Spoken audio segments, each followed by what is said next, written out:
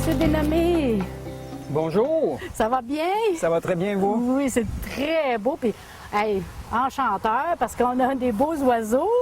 Oui, effectivement, on a des canards sauvages, on a des oies sauvages, puis j'ai des pigeons d'élevage. De là, c'est pour ça que ça s'appelle Bec et Jardin. Effectivement. Bec pour les oiseaux. Oui. Et jardin, parce qu'il y a plusieurs, quand même, là, on a un plan d'eau. Mais j'ai vu en arrivant qu'il y a des belles fleurs. Et vous avez aménagé un coin de jardin? C'est un petit coin de forêt plus qu'on a aménagé parce que c'est 4 acres de terrain à flanc de montagne, à flanc de la petite colline de Nedlec. On a planté des milliers d'arbres et d'arbustes, des petits arbres fruitiers pour les oiseaux, des conifères. On a vraiment recréé à partir de boisés déjà naturels. On a bonifié pour pouvoir attirer les oiseaux. Bon, ça, on commençait par le début. Vous avez commencé à peu près, on ne veut pas connaître votre âge, là, mais ça fait depuis combien d'années? Ici, ça fait une trentaine d'années que j'ai débuté. Déjà? Oui. Les premiers étangs, les premières plantations, il y a une trentaine d'années. Il y a 20 ans, l'organisme Sentier-Urbain a été créé. Parce qu'ici, au début, c'était un projet personnel. Lorsque j'ai créé Sentier-Urbain dans les interventions qu'on faisait en ville à Montréal, j'ai continué à développer ici pour pouvoir faire de la production de vivaces, d'arbres, d'arbustes pour les aménagements à Montréal. Ce qui m'a permis, en développant ici, d'avoir différentes activités, dont le volet insertion, donner l'opportunité à certains jeunes d'avoir contact avec l'horticulture, l'aménagement, l'animation, différents volets comme ça pour peut-être le retour au travail ou le retour aux études. Bon, OK. Là, je vais essayer de me démêler, là. Parce que là, vous parlez de Montréal. Oui. Et on parle ici à Nedlec, aujourd'hui. Comment ça se fait, là? C'est quoi le lien, là, Nedlec et Montréal?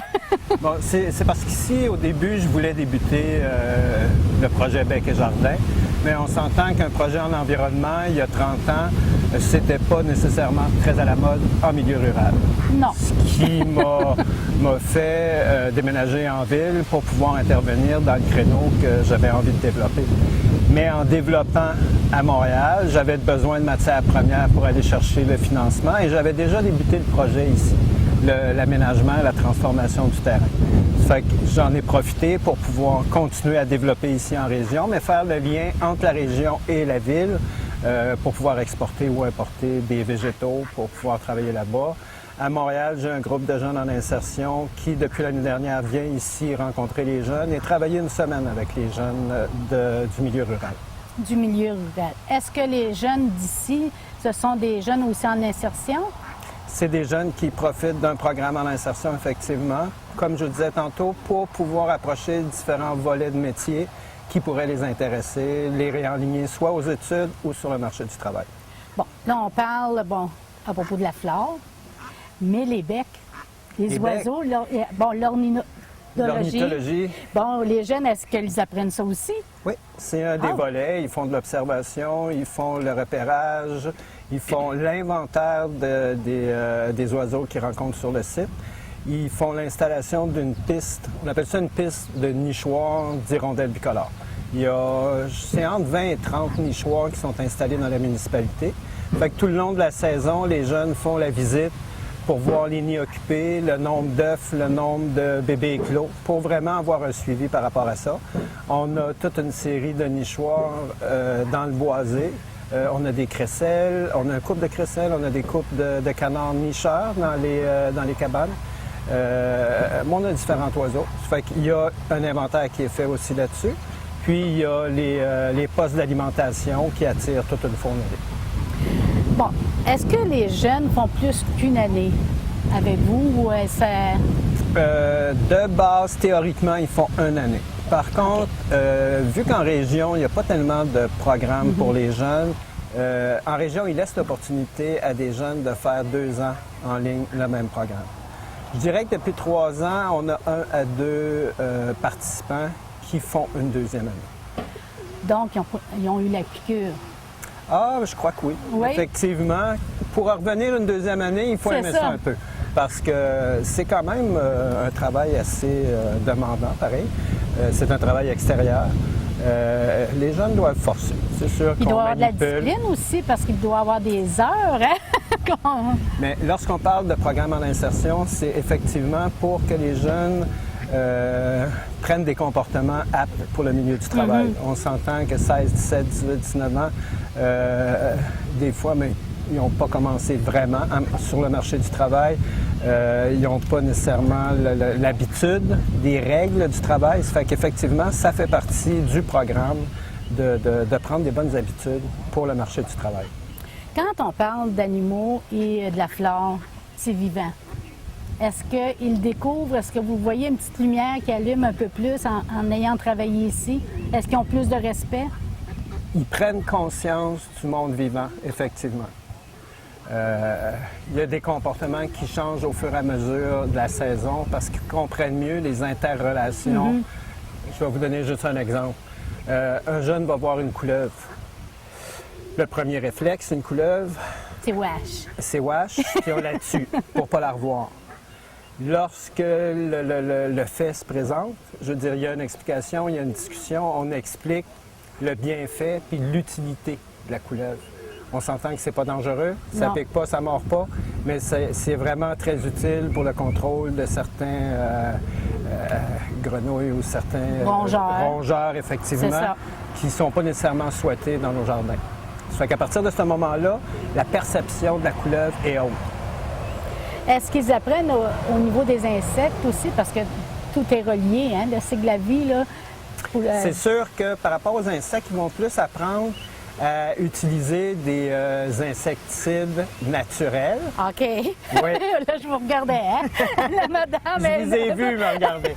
Mais effectivement, c'est plus dans ce sens-là qu'on va lui faire une formation ou un peu plus sur les butineurs. Parce qu'on s'entend qu'il y a un gros problème pour les butineurs à grandeur du monde. Ça fait que là, on a une petite sensibilisation par rapport à ça. Sinon, les insectes, c'est vraiment pour le contrôle, pour les jardins, pour l'agriculture, parce qu'on lui fait faire aussi un jardin potager.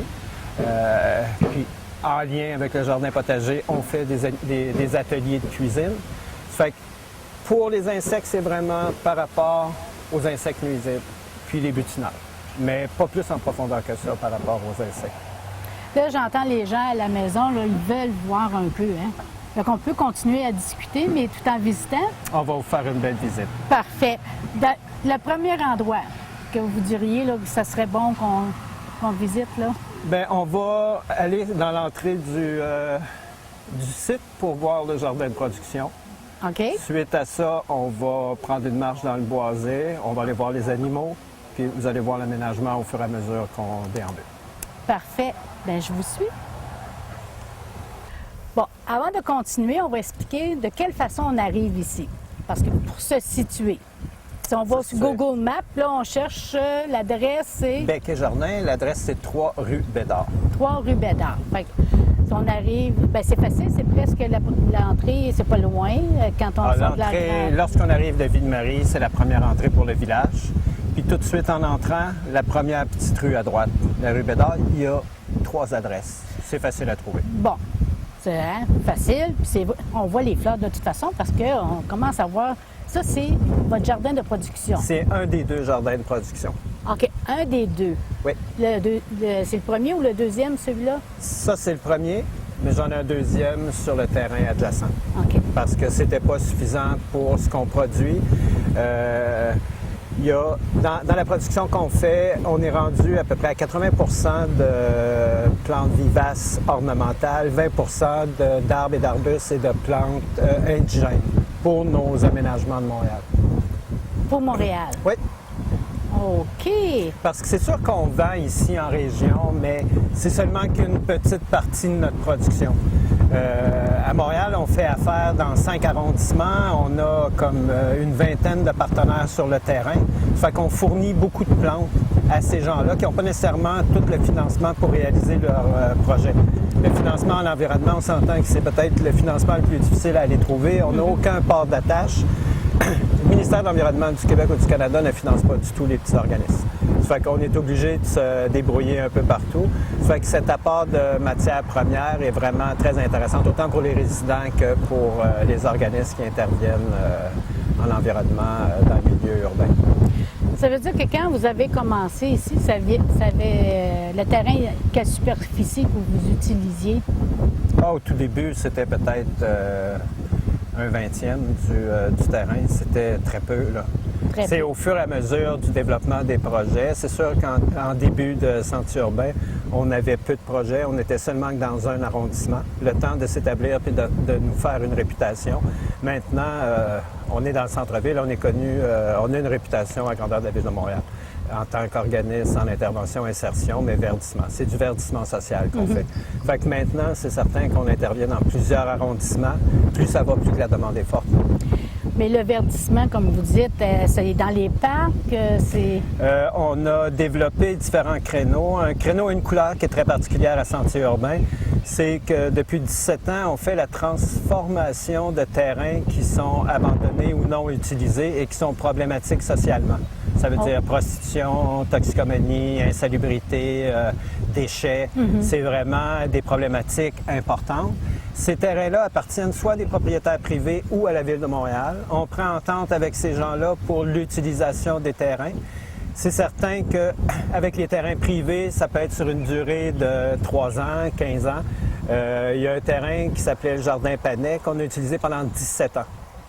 L'année dernière, le terrain a été vendu, ça fait qu'on a dû retirer le jardin. Mais pendant 17 ans, ce terrain-là a été utile à la communauté.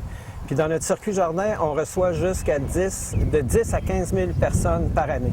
Puis notre clientèle principale, c'est les enfants. On travaille avec les CPE, les camps de jour, les écoles primaires. Fait que c'est vraiment notre grosse clientèle. Puis ces jardins-là, la transformation est faite avec les jeunes en insertion, comme je vous le disais. C'est un groupe de 10 qui fait la transformation et qui donne un coup de main pour l'animation puis l'entretien de ces jardins-là pour la communauté tout le long de la saison.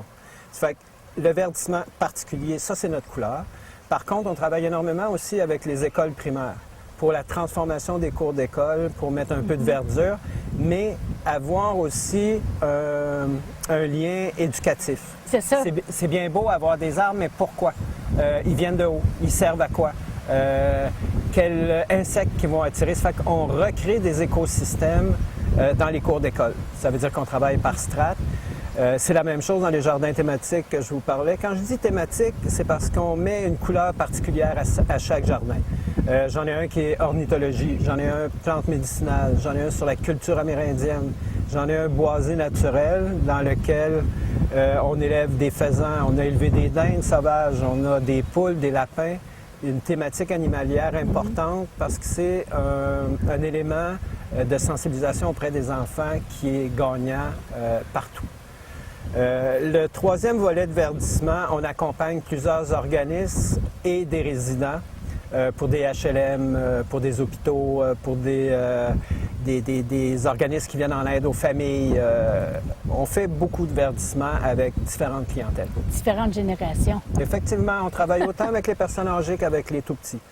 Mais notre clientèle principale, c'est vraiment les enfants parce que plus ça va, plus les enfants sont complètement déconnectés de la nature. Ils ne voient plus les liens entre tout ce qu'ils ont dans leur environnement, que ce soit la nourriture, que ce soit le mobilier, tout vient de la nature. Mais ils n'ont pas la conscience des liens qui existent entre ce qu'ils mangent et où ça vient. Non, ça vient du magasin. Oui, puis des œufs, ça vient d'une boîte de carton. C'est ça. C'est ça. Mais avant la boîte de carton, là, ils peuvent voir que la poule vient de se lever puis qu'il y a un œuf. Puis ils voient la poule rester sur son nid pendant 21 jours puis en sortir des poussins. Puis ils voient le poussin évoluer tout le long de la saison. Fait qu'ils voient vraiment le contact avec les animaux, avec la nature puis l'évolution qu'il y a. On fait beaucoup d'agriculture urbaine aussi avec les enfants, soit dans les écoles ou sur certains jardins thématiques. Donc, ça veut dire on parle d'environnement aussi. Oui. Avoir le respect lorsqu'on se promène de jeter nos ordures aux beaux endroits. Effectivement. Ah, OK. Hey, j'aime ça. C'est un besoin. Bien, c'est un besoin parce que malheureusement, surtout dans les grandes villes urbaines, les arbres, c'est dans les petits parcs. Oui. Et c'est l'asphalte. C'est la Effectivement. cour. Puis nos jardins thématiques ont une couleur bien particulière parce que lorsque vous rentrez dans les jardins, vous allez avoir l'impression d'être en forêt. Comment ça? Parce qu'on joue sur la densification. OK. Vous avez des petits sentiers, vous avez des mélanchiers, des sureaux, des épinettes, plantés à la manière naturelle. Ça veut dire que vous n'êtes pas obligé de laisser 10 pieds entre chaque arbre que vous plantez. OK, ouais, pas une fleur bleue. Non, une fleur non, blanche. non, non, OK, non. ça peut être... Vous avez une épinette là, vous avez la mélanchier qui s'imbrique dedans. Puis vous avez le pimbina à côté, ça veut dire que vous avez comme une barrière. Ça veut dire que les enfants, lorsqu'ils rentrent dans les jardins, ont l'impression d'être en forêt parce que tout ce qui est généré par le jardin, que ce soit les branches, que ce soit les feuilles, demeure sur le jardin. Ça veut dire que les sentiers sont déblayés, mais en dehors de ça, vous avez vraiment les feuilles, la base d'une forêt avec tout ce qui tombe dans la forêt, qui est régénéré. Ça veut dire que si je dois couper un arbre, l'arbre va rester là. Je vais en faire des bûches, je vais faire une corde de bois qui va se désagréger tranquillement et qui va apporter de l'humus. Je vais faire un tas dans le milieu. C'est sûr que les gens qui regardent ça, au début, ont l'impression que c'est du laisser-aller. J'ai des plantes indigènes, j'ai du bouton d'or, j'ai de la marguerite, j'ai de la bardane. Mais oui, mais c'est des plantes sauvages. Non, c'est des plantes indigènes qu'on privilégie dans nos jardins. Fait que le fait aussi que ces jardins-là sont clôturés pour la sécurité. Il y a de la vigne partout sur les clôtures, il y a de la vigne sur les murs. Ça fait que vous avez une densification, vous rentrez là-dedans puis vous sortez de la ville. Vous avez vraiment l'impression d'être en forêt. C'est une des particularités de nos aménagements. Est-ce que la nature répond à l'appel? C'est-à-dire, bon, justement, on parle de bec et jardin. Ouais. Est-ce que, bon, les oiseaux reviennent dans ces endroits-là? Oui. Bien, regardez, si vous avez un 2-3 pouces de feuilles sur le terrain, vous n'avez plus un sol nu. Un sol nu, vous n'avez rien. Non. Il n'y a pas un oiseau qui va aller là, c'est nu. Moi, j'ai des merles, j'ai le carreau, j'ai tous les bruants, j'ai du roselin, de la tourterelle. Les pavillines, j'imagine aussi. Moins. J'ai du junco en saison de migration. C'est sûr qu'en plein... Moi, je suis en plein centre-ville. Ouais, j'ai des pieds de bois, j'ai des jets bleus à l'occasion. Mais j'ai une belle variété à comparer des autres terrains. Puis pour les oiseaux, bien, premièrement, j'ai l'eau aussi sur tous les terrains. J'ai des cascades, j'ai des bassins. Ça fait que c'est sûr qu'en période de canicule, l'eau attire énormément les oiseaux. Mais le fait d'avoir tous ces arbres-là, ces tas de branches-là, ces feuilles-là font que... Puis les plantes que j'utilise aussi. Toutes les fleurs indigènes vont m'amener plein d'insectes. J'ai des butineurs, j'ai tout ça dans mes jardins. Fait que c'est certain que les oiseaux viennent. Mais plus que ça, sur un terrain qui était presque nu, au bout de 3 ans d'aménagement, de ramener des feuilles et tout ça, j'ai pu récolter de la morille en plein centre-ville. J'ai fait venir un ami à moi pour vraiment vérifier parce que j'en revenais pas. Il y avait 20 belles grosses morilles que j'ai mangées en sauce blanche. Excellent. Il a dégusté. Oui, je suis un ancien chef cuisinier. Bon, ben, on comprend tout. Donc, vous devez connaître quand même un peu les plantes, hein? Effectivement. Et les herbes. Oui.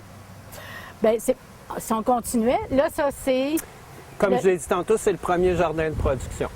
Mais celle-là, c'est vraiment les fleurs... Ici, c'est ornemental. Ornemental. Des vivaces. Des vivaces, OK.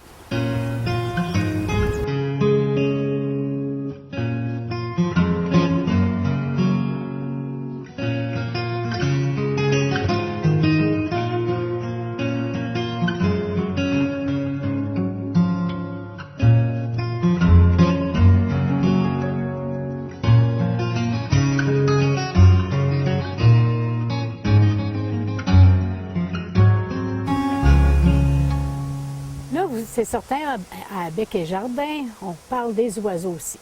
Ouais. Et là, vous avez des oiseaux migrateurs qui viennent vous rendre visite.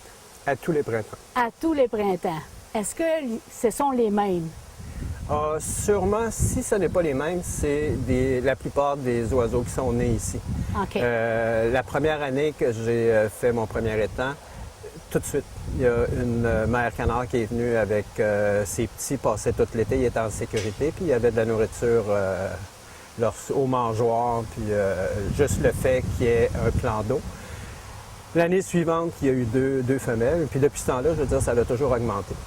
Maintenant, à l'occasion, là, présentement, on a des oies, puis il y a des étés qu'il y a des groupes complets qui viennent. L'année dernière, on a eu 16 qui sont ici en région, puis qui venaient passer pendant presque 3 semaines, un mois, tous les soirs ici. Ils arrivaient vers 7 heures, puis ils repartaient le lendemain matin. Fait qu'ils se sentaient vraiment en sécurité. C'est ici. ça. Fait qu'effectivement, on se retrouve avec 50, 60, on a été jusqu'à 97 canards.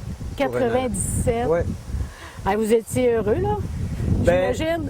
c'est de toute beauté à voir. On Oui. s'entend que ça arrive jour après jour. Ils n'arrivent pas tous en même C'est ça. temps. Ça fait que tout le long de la saison, on en voit des tout petits arriver. Puis là, on voit toute l'évolution. Puis ce qui est vraiment intéressant, c'est lorsqu'ils commencent à se pratiquer pour le vol.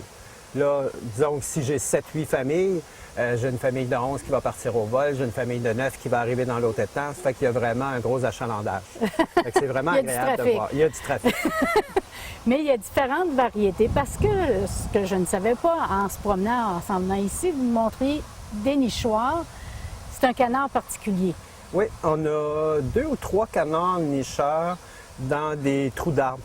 Puis, vu que on s'entend qu'avec l'industrie du bois, que tout ce qui est gros arbres a été détruit, pour favoriser ces espèces de canards, on a installé des nichoirs. Puis, je dirais, ça fait quand même 6-7 ans que j'ai installé des nichoirs. Ça prend minimalement, ça a pris 3 ans avant que les canards commencent à, premièrement, qu'ils trouvent des nichoirs, puis qu'ils les visitent.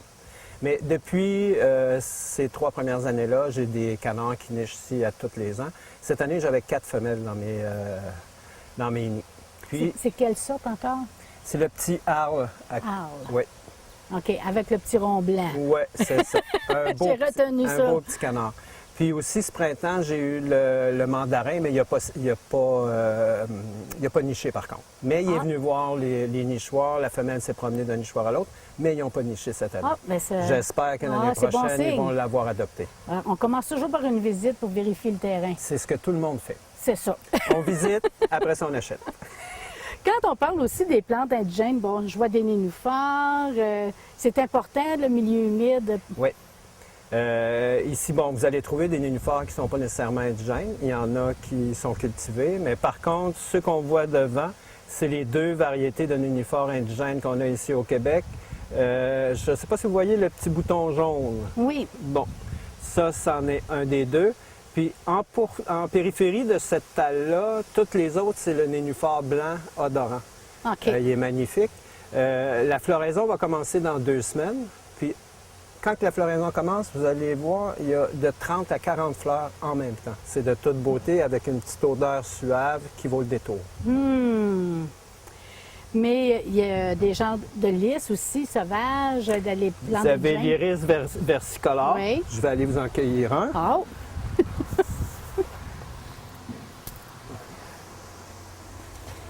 Hey, si c'est de toute beauté. La nature est belle, hein? Et magique. Fait qu'effectivement, on a fait des plantations d'iris versicolores, mais on a mis d'autres iris. C'est pas exclusivement des végétaux indigènes, parce que lors de la plantation des arbres et arbustes, on a privilégié les arbres indigènes pour les fruits, mais par contre, on a une grande variété de conifères et d'arbres qui viennent de d'autres régions et de d'autres pays. Quand on parle, bon, ici en région, si on ne parle pas de Montréal, là, si on parle ici en région, on a beaucoup de conifères. Oui. Les arbres à feuilles, les feuillus, quels sont les arbres qui disparaissent beaucoup, qui deviennent de moins en moins, soit coupés par l'industrie ou... Dans les feuillus, Oui, je dois vous avouer que c'est une bonne question que je ne pourrais pas vous répondre.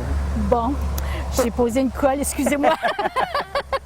Parce que c'est ça, je vois, en tout cas, il me semble qu'il y a des arbres qu'on voit de moins en moins. Un exemple aussi, dans les arbustes ou les arbres fruitiers, là, bon, si on parle des groseilles vertes, Oui, sauvages, oui. Ben, nous, on en trouve moins, il me semble. Oui, c'est pas des essences qui sont privilégiées. OK. Nous, on en produit un peu pour pouvoir leur faire une place dans nos aménagements, autant ici qu'ailleurs d'où on intervient. Mais est-ce que c'est dû justement à l'agrandissement de la population? Ils prennent de plus en plus de place et... Je pourrais pas vous dire. je suis C'est auto- tout, je suis oui, trop hein? curieuse, hein? Non, mais j'ai pas souvent qu'il y a dans le feuillu une disparition ou un amoindrissement. On s'entend que dans les plantations nouvelles, ils privilégient les conifères. C'est vraiment ça pour l'industrie qu'ils mettent en place. Oui. Mais est-ce que c'est au détriment de feuillus indigènes? Ouais. Je ne pourrais pas vous dire. OK. C'est quand même complexe là, comme situation, comme... On vérifiera ça. Oui, hein? effectivement. Mais Ici, quand par les gens, contre, c'est qu'est-ce qu'ils veulent regarder, qu'est-ce qu'ils découvrent? c'est vraiment la diversité des végétaux, les compositions qui sont faites avec les végétaux. Les gens qui vont venir ici, souvent, ça va être pour reproduire chez eux. Ils vont venir chercher des idées pour faire des agencements puis des arrangements chez eux. Pour plusieurs, c'est ça.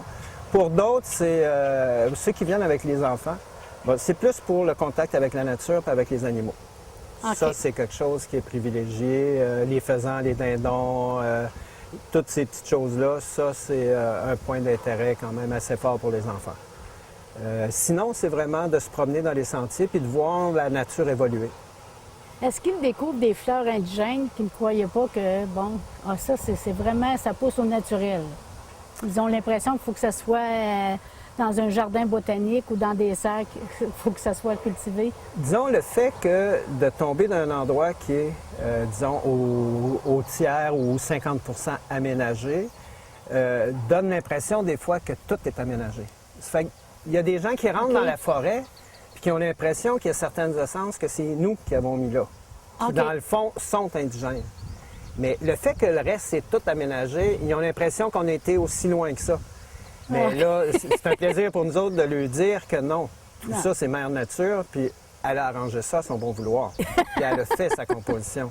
Tu sais, si vous arrivez, bon, j'ai une entrée un peu plus haut, puis il y a le pois de santerre qui est mélangé avec le bouton d'or, avec un peu de marguerite, puis avec l'épervière.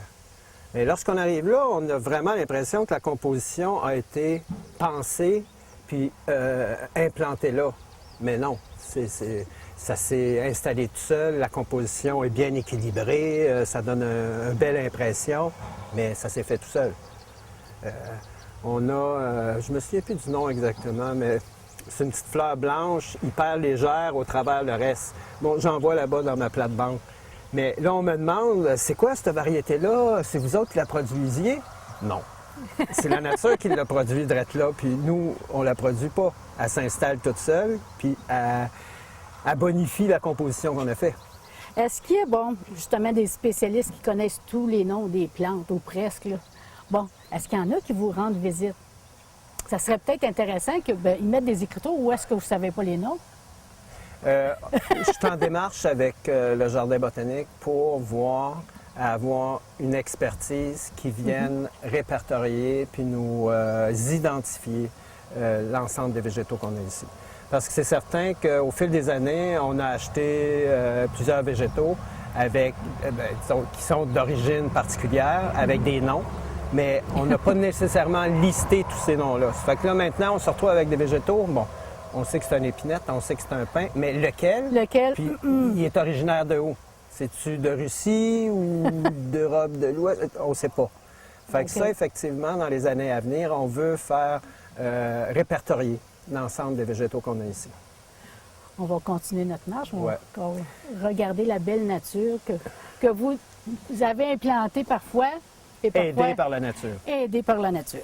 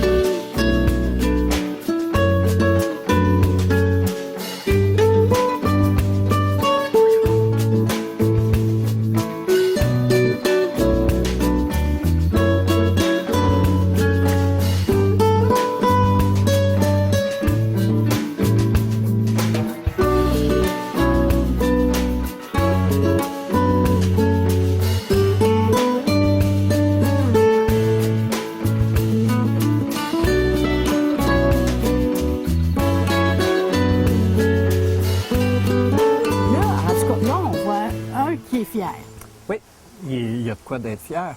Il y a 5 belles compagnes. 5 belles compagnes. Hein? Il n'y a rien de trop beau, hein, monsieur? Il est gâté. Mais lui, il a de là tout seul, le pauvre pigeon. Effectivement, il est célibataire depuis 3 ans, mais c'est l'enclos dans lequel je mets les jeunes pigeons de l'année. De mes autres pigeonniers, le temps qu'ils apprennent à voler pour être un peu plus en sécurité à l'extérieur, parce qu'on a un problème de corbeaux.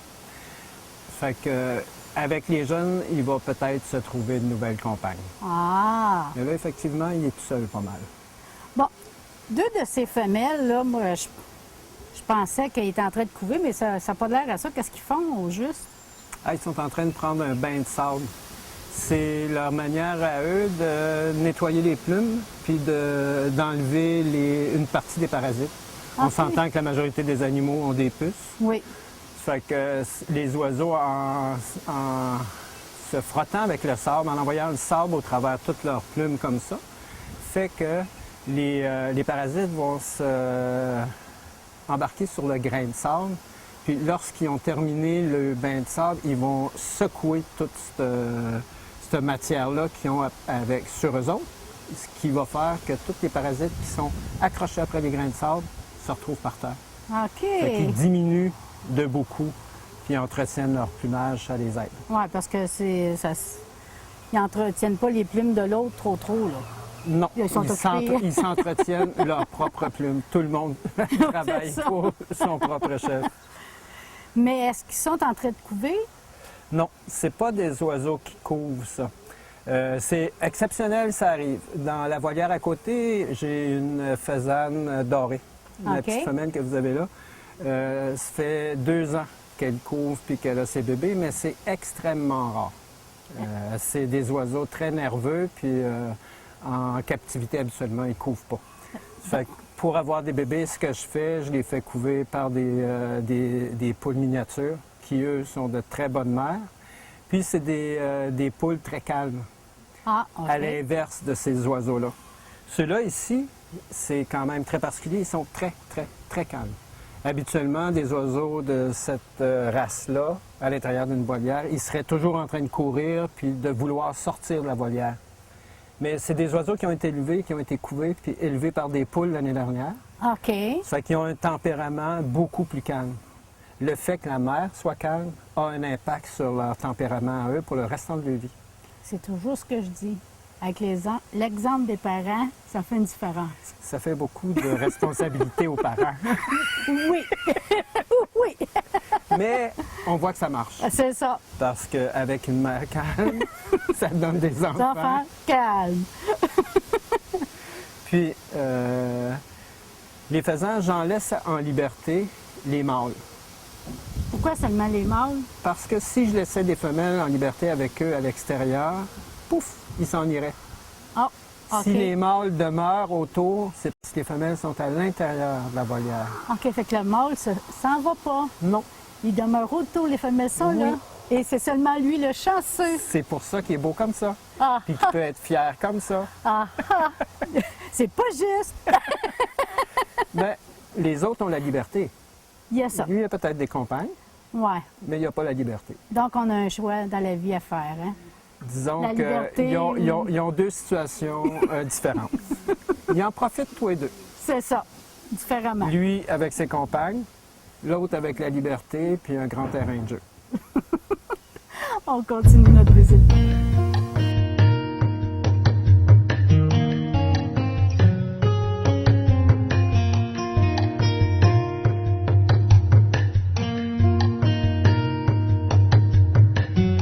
Es-tu fâché? Es-tu fâché? T'es un gros oiseau, hein? Oh, t'es un gros oiseau. Oui.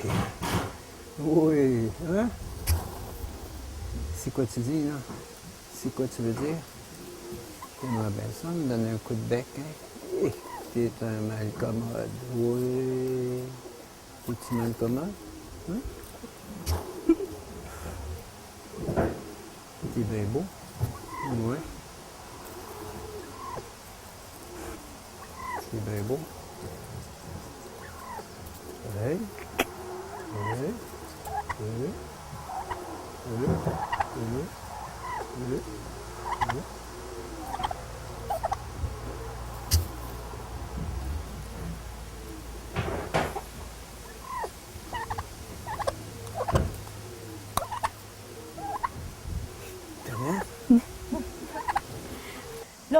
on a vu tout un beau spécimen. Oui, Ah, il fait son fier, hein? lui, il est fier. Lui, il est fier, ouais, puis ça en vient. Lui, c'est un sauvage. Ben, C'est un dindon sauvage. un dindon sauvage. D'élevage, mais un dindon sauvage. Mais ce que je vous disais en particulier, c'est que nous autres, sur la ferme, on avait des blancs avec Oui. des laines d'acier, mais ils ont la même chose, mais c'est droit. Oui, C'est particulier. C'est Non, presque de la c'est- même. Ben, c'est de la même famille. oui. La seule chose, c'est que le blanc, c'est du croisement. Ils ont développé pour la chair. Ça fait un dindon beaucoup plus lourd que le dindon sauvage, malgré que Malgré c'est que une belle lui, pièce. c'est une belle pièce. Hein? Oui, c'est une belle pièce. Il y a des belles couleurs. Oui, mais c'est la même chose. La même chose. Oui. Bon, ça, un beau dindon comme ça, là, est-ce que ça peut rencontrer des gens? Est-ce que vous le faites faire des visites à du monde? Bien, lui, il a commencé sa carrière avec le monde tout petit. OK. Il a été élevé en ville. Ça a été couvé par une poule. Parce que les dindes sauvages, c'est la même chose. C'est extrêmement rare que ça couve en captivité. Bon. Ça arrive à l'occasion qu'il y a une femelle qui se sente suffisamment en sécurité ou à l'aise dans son habitat pour couver, mais c'est rare. Fait que ce dindon-là a été couvé par une poule, puis la poule a été apportée à Montréal dans un des jardins thématiques, puis les enfants l'ont vu évoluer toute l'année. C'est un jeune homme, un petit garçon de 7 ans qui en a pris soin pendant toute la saison d'été. OK. Puis à l'automne, je l'ai ramené ici avec les dindes sauvages que j'avais. Fait que vous avez fait un cœur brisé. Pas nécessairement parce que j'ai ramené des remplaçants. Ah, OK. Du dindon, on est passé au faisan doré. Ah, bon. Fait que ça console. Effectivement. Et plus gros aussi, c'est plus dangereux quand même, parce que Effectivement. ça veut avoir son territoire, puis ça se monte. Hein?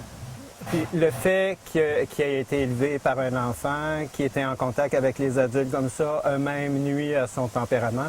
Parce que présentement, il n'a plus peur des humains. Ah, ah. Ça fait que je dois avouer que les travailleurs qui rentrent dans le parc, ils sont mieux de faire attention. Parce qu'il peut être dangereux, effectivement, parce qu'il saute sur les gens. Bon, oui, parce Il est qu'il violent. protège ses femelles. Il et est son territorial. territoire. Il est C'est ça. territorial, c'est clair. Mais est-ce que les gens aiment les dindons, les C'est adultes? curieux. C'est les deux. Les deux, OK. Autant qu'il y a des gens qui trouvent ça magnifique, beau, autant d'autres gens trouvent ça laid. Mais les deux, La seule chose là, qui est laid, moi, je trouve, là, parce que c'est magnifique. en couleur, En tout ça. couleur et tout ça. Mais même les autres dindons, c'est la posture qu'ils prennent. Ouais, c'est ouais, beau, ouais, là. ouais, ouais. Mais c'est le ridage, là, tu sais, le pochage. qu'il y a Mais c'est ça, autour du il y a chapeau. des gens Ah, moi, je qui trouve pas aiment, ça beau. qui trouvent pas ça beau, mais par contre, il y a d'autres gens qui Ouais. trouvent ça vraiment magnifique. Ça serait pas C'est de ça, je suis moi-même. sûre, là, Non, que- mais moi, j'aime ça. Je le trouve vraiment beau. Malgré ça, ça fait partie Oui, de c'est son vrai. caractère. Oui, oui. Fait que pour moi, il est magnifique. Il est bleu, il est blanc, il est Ah rouge. oui, il est beau. Oui, il est beau. Mais on pourrait avoir des petites plumes de plus, là. Je sais pas. Ah, j'ai eu des pans pendant un certain temps. C'est sûr que le pan est beaucoup plus beau. Dans son ensemble, Mais il plus ne beau. chante pas. disons qu'on ne peut pas dire qu'il chante pas. Il chante. Il chante, mais Mais on n'a mal. pas envie de l'entendre Non, chanter. c'est ça. Parce que ici, le matin, il était en liberté. Puis on l'avait près de la maison, facilement 5h30, 6h le matin. Ça fait un très bon réveil. Parce Ah qu'on oui. s'entend que c'est pas tellement harmonieux. Non. Ça se fait pas opérer, hein, Oui. les cordes vocales. Ah oui? On peut faire ça, effectivement. Ah. Parce qu'il y a des gens, pour avoir des coques, puis ne pas être importunés à n'importe quelle heure de la nuit, on peut faire opérer pour couper les cordes vocales, comme un chien. N'importe OK. quel animal, on peut lui trafiquer les cordes vocales. Ouais. Je trouve ça triste, mais c'est parce que c'est vraiment déplaisant comme chant. Oui, il y a tout eu dans le pan a tout eu dans le plumage et rien dans le ramage. C'est ça, en plein ça. Oui. On peut continuer? Oui. Puis là, ici, tu vois, pas métier décoratif, pas métier décoratif. Il y en a un autre là, il y en a un autre là, il y en a un autre là, il y en a un autre là. Au travers de ça, il y a des sorbiers. L'année passée, on a planté 200 sorbiers au travers de ça, toutes des talles, pour qu'à un moment donné, de là-bas à ici, on ne voit pas. plus. OK. Parce que c'est certain que j'ai coupé quand même beaucoup d'arbres. J'ai coupé des trempes, j'ai coupé des bouleaux pour pouvoir faire du soleil pour tous ces arbres de remplacement-là. On a du pin-bina aussi, du viorne. Fait que là, les pommiers décoratifs ont commencé à fleurir cette année. C'était Bon. de toute beauté. Ah, En ça, rose, c'est beau, là. C'est magnifique. Puis, on a le biome indigène, celui-là. Ça, je dois en avoir pas loin de 150. Oui, parce que j'en ai vu d'autres. Ah, il y en a plein, ouais. plein. Puis là, il y a 2 semaines, ils étaient tous en fleurs. Là. C'est de toute beauté. Puis avant ça, c'est les merisiers qui viennent en fleurs avec les amélanchiers. Fait qu'au printemps, là, c'est de toute beauté. La nature, c'est impressionnant. Parce que là, les gens ne savent pas qu'est-ce qu'on montre. Là. Non. Ça, on voit que c'est un tronc. C'est un tronc d'arbre. Mais quel arbre? Ouais, quel arbre? Et comment se fait-il qu'il suit la roche et collé dessus? On dirait qu'il veut faire qu'un avec la roche. Ça, on appelle ça vouloir survivre. Oui. Parce qu'ici, on a un pommier, mais qui n'est pas zoné pour la région. Probablement que quelqu'un a mangé une pomme sur le rocher puis a jeté son cœur de pomme. Le pommier a germé, mais pour survivre, il a essayé À chaque fois, de pousser en hauteur, mais à chaque hiver, ça gelait. ça gèle. Fait qu'il a développé un moyen de survie, il s'est collé sur la roche. Et puis là, il rampe là, sur Ah la oui, oui, roche. Il suit le cap rocheux, puis tout ce qui lève trop haut en dehors de la neige va geler en hiver. Ça fait que nous, on fait la taille au printemps, puis là, au printemps, il se couvre de fleurs. Hey, Il ne fait pas beaucoup de pommes, par contre. 4-5 par année. Des années, il n'en fait pas. Mais par contre, à tous les printemps, vraiment, c'est En une fleurs. merveille en Une fleurs. roche en fleurs. Oui, c'est magnifique. Hey, c'est beau, la nature, hein? Elle a beaucoup comment qu'on appelle ça? De tours dans son sac, Oui. la nature, pour pouvoir arriver à ses fins. Ici, on a des petits nids de poules. Des épinettes nids de Des poules. épinettes, nids de poule. Un joli petit arbre.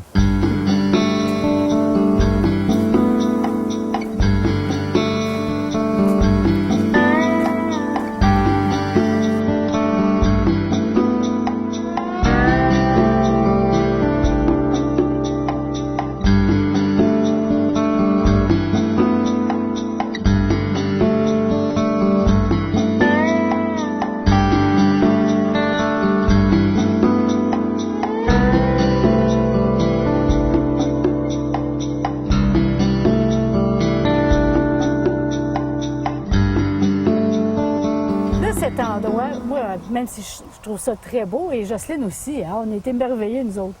On trouve ça que c'est bien équilibré, mais il paraît que c'est pas encore équilibré. Ah, mais en aménagement, c'est jamais terminé.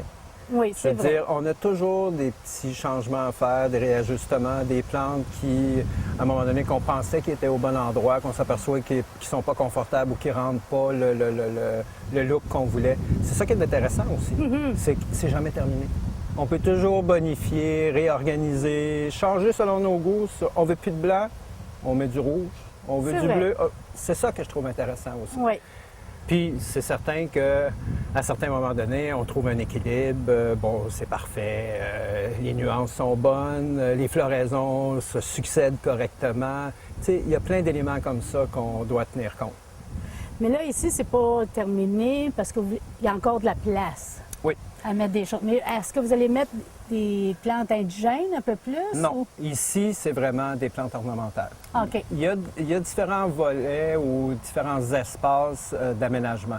À certains endroits, on privilégie les plantes ornementales. À d'autres endroits, ça va être exclusivement des végétaux indigènes. On fait vraiment le mélange des deux. OK, un mélange. Donc, qu'est-ce que... Un mélange à des endroits, À des il y endroits... a exclusivement OK. du indigène. À des endroits, il y a exclusivement de l'ornemental. À Ornemental. d'autres endroits, il y a du mélange des deux. OK. Puis là, ici, ça va être juste quoi? Ici, c'est de l'ornemental. OK. Mais là, j'ai vu, s'il vous plaît, j'ai vu une belle plante indigène. Hein? Est-ce qu'elle va demeurer là, s'il vous plaît? Bien là, vous me prenez en défaut parce qu'effectivement, elle va rester là. On l'a combiné avec une plante ornementale qui a un feuillage avec des teintes similaires. OK. Ça fait qu'elle, elle va effectivement rester là parce qu'elle a tout un massif qui s'est développé naturellement. Ça, on la laisse là, mais ça va être pratiquement la seule plante indigène dans l'espace qui a été réaménagé. Sinon, c'est sûr qu'en périphérie, c'est que indigène. Mais dans l'espace de base, c'est plus Mais ornemental. sauvé. Oui. C'est bien correct. On a presque terminé. Est-ce qu'il y a un endroit en particulier que vous aimeriez nous montrer avant qu'on termine? Bien, si vous avez encore un peu de force, on irait voir le dernier étang qui a été réalisé, qui est un peu plus haut sur la montagne. Parfait.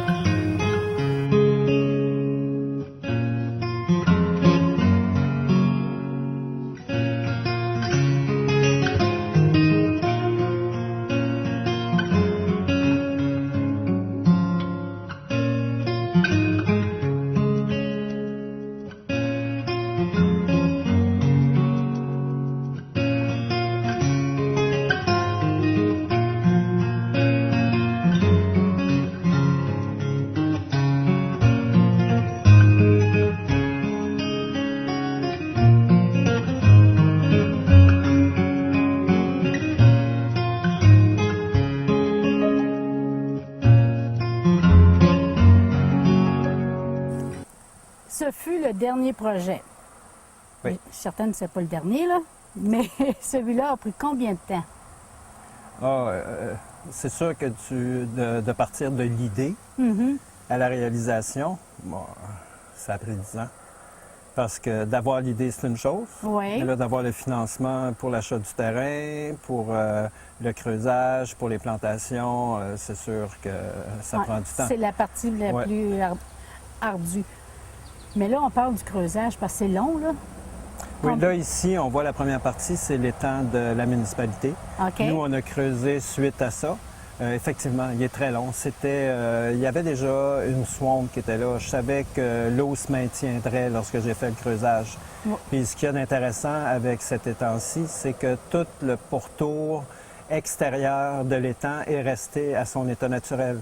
Ça veut dire que tous les micro-organismes, les insectes, les batraciens, tout était déjà dans l'écosystème. OK. Ça veut dire qu'en l'espace d'1 an et demi, tout s'est renaturalisé. C'est certain que sur les îles qui étaient des buttes de terre, on a planté au-dessus de 450 arbres et arbustes. Il y a 1 an et demi, la terre était très riche. Les arbres ont triplé, quadruplé de grandeur depuis qu'ils sont installés. J'en ai plusieurs qui ont déjà commencé à fleurir après à peine 1 an et demi de plantation. Ça fait que c'est vraiment une réussite. Une réussite. On n'a pas perdu aucun arbre qui a été planté. Fait que, comme écosystème, en l'espace d'1 an et demi, tout s'est renaturalisé. J'ai des rats musqués. J'ai même vu un castor hier fréquenter le bassin d'eau. On a déjà ensemencé des menées. Les hérons ont déjà commencé à venir. J'ai déjà vu 2 familles de canards. Ça fait qu'en l'espace de 2 ans, tout a pris son aspect naturel. Il y a plein d'iris, puis plein de quenouilles, plein de... En tout cas, c'est beau, là. Mais tout était déjà là, là? excepté les iris versicolores. On s'entend OK. que c'est moi qui les ai plantés. OK. On en a planté 150 l'année dernière. J'ai planté 19 plants de nénuphars pour mettre de la couleur sur les étangs. Mais en dehors de ça, puis les arbustes qu'on a plantés sur les îlots, tout le reste est naturel. Donc, la nature travaille bien. Ah, la nature nous aide Et beaucoup. quand on l'aide, c'est encore mieux. C'est un plaisir de travailler avec elle. Là, vous êtes en collaboration parce que là, bon, vous faites des visites. Oui. Mais comme ce pont, là, est-ce que c'était déjà existant? Ça, c'est existant. Ça fait partie du projet de la municipalité de Nedlec, OK. qui est le projet Sentier écologique. On est en partenariat avec la municipalité de Nedlec. On fait, avec les jeunes en insertion puis nos animateurs, on fait des visites guidées. Parce que la municipalité n'a pas nécessairement les infrastructures ni le personnel pour ça. Vu que nous, on a déjà des gens qui sont là pour faire des visites à Bec et Jardin et que le sentier écologique est en périphérie de notre projet, bien, on fait l'ensemble des 2 projets pour que les gens puissent en bénéficier. En tout cas, s'il y a des gens qui aimeraient venir vous visiter, et je suis certaine que ce ne sera pas seulement une visite, parce que moi, je suis insatisfaite, là. Faut que je revienne. Donc, les jours d'ouverture, c'est quand?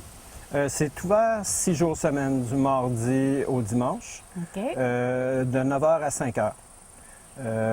Les gens peuvent venir n'importe quand, c'est gratuit, c'est ouvert à tout le monde. Si nous sommes un groupe et nous voulons vraiment une visite guidée avec un animateur ou animatrice, est-ce qu'on doit téléphoner auparavant? C'est préférable, effectivement, de téléphoner au 819-629-9228 pour prendre réservation avec la coordonnatrice du site Bec et Jardin pour pouvoir vraiment se préparer à vous recevoir puis vous donner une visite de qualité.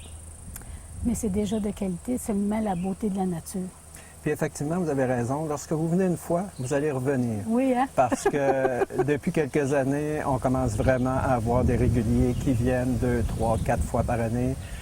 C'est quasiment comme un petit pèlerinage. Oui, parce qu'on peut facilement se perdre dans nos pensées. Effectivement, puis rentrer en communion avec la nature. En plein ça, j'osais pas le dire. Merci beaucoup. C'est un réel plaisir. Et comme vous êtes aussi à Montréal, et je suis certaine que les gens de Montréal qui vivent la nature comme ça redécouvrent, parce qu'on redécouvre la nature quand ça fait longtemps qu'on n'a pas été en contact. Effectivement, puis c'est un bien pour tout le monde. Merci encore. Merci beaucoup, c'était agréable.